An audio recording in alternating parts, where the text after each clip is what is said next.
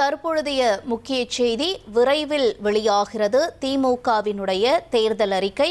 ஏற்கனவே இந்த தேர்தல் அறிக்கை தொடர்பாக கனிமொழி எம்பி தலைமையிலான குழு தயார் செஞ்சிருந்தாங்க. இந்த நிலையில விரைவில் வெளியாகும் என்ற தகவலும் வெளியாக இருக்கிறது. விவரங்களோடு செய்தியாளர் ரமேஷ் இணைகிறார். கூடுதல் தகவல்களை கேட்கலாம். ரமேஷ், வணக்கம். தேர்தல் அறிக்கை அப்படிங்கிறது தயாராயிடுச்சா? கனிமொழி அவர்கள் எப்பொழுது முதலமைச்சரிடம் வழங்க இருக்காங்க?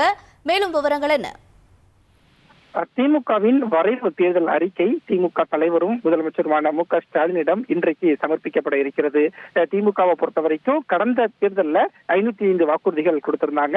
வரக்கூடிய சட்டமன்ற தேர்தலையும் குறைந்தது 500 வாக்குறுதிகளை திமுக அறிவிக்கும் அப்படிங்கிற ஒரு தகவல் வெளியாகி வரக்கூடிய நிலையில தேர்தல் அறிக்கையை தயாரிப்பதற்காக திமுக துணை பொதுச் செயலாளர் கனிமொழி எம்பி தலைமையில 12 பேர் கொண்ட குழுவை திமுக அறிவிச்சிருந்தாங்க.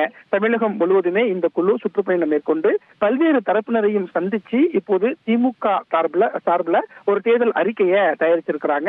இந்த தேர்தல் அறிக்கை இன்றைய தினம் வரைவு தேர்தல் அறிக்கையாக முதலமைச்சர் மு.க. ஸ்டாலினிடம் சமர்ப்பிக்கப்பட இருக்கிறது. அதனை முதலமைச்சர் பார்த்துவிட்டு ஏதேனும் மாற்றங்கள் இருந்தால் அந்த மாற்றங்கள் பட்டியலை எல்லாம் கொடுப்பார். அதற்கு பிறகு தேர்தல் அறிக்கை இறுதி செய்யப்படும் அப்படின்னு சொல்லப்பட்டிருக்கு. தேர்தல் தேதி அறிவிக்கப்பட்டு விட்டதனால விரைவில் திமுகவினுடைய தேர்தல் அறிக்கை வெளியாகும் அப்படிங்கிற ஒரு தகவலும் கிடைக்கப்பட்டிருக்கு. 1,27,00,000 மனங்களை வென்ற தந்தி டிவி யூடியூப் சேனல். தவிர்க்க முடியாத தம்ப்நெயில்ஸ், கலக்கலான கான்டென்ட்ஸ். நீங்களும் இந்த குடும்பத்தில் இணைய இப்பவே சப்ஸ்கிரைப் பண்ணுங்க. அசுரபலம் கொண்ட எங்கள் டிஜிட்டல் கரங்களில் உங்கள் விளம்பரங்களை சேர்க்க வாட்ஸ்அப் பண்ணுங்க. 8939888838. Email advtthanditv@dttv.in.